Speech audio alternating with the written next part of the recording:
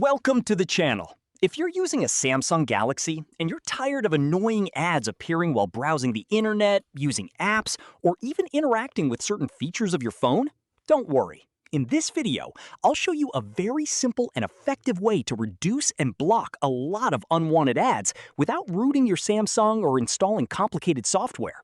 And make sure you watch until the end because you need to apply all 4 steps to get rid of as many ads as possible. I'll show you an important setting that many Samsung users completely overlook, but it can make a noticeable difference in the number of advertising and tracking requests received by your device.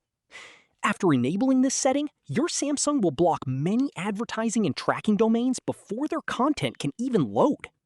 The biggest advantage of this method is that you don't need root access, and you don't have to modify any complicated system files. This is one of the most effective ways to reduce and block a lot of unwanted ads on a Samsung Galaxy without root access. If this method helped you, leave a like, subscribe to the channel, and watch the next video to discover more useful Samsung tips and hidden settings.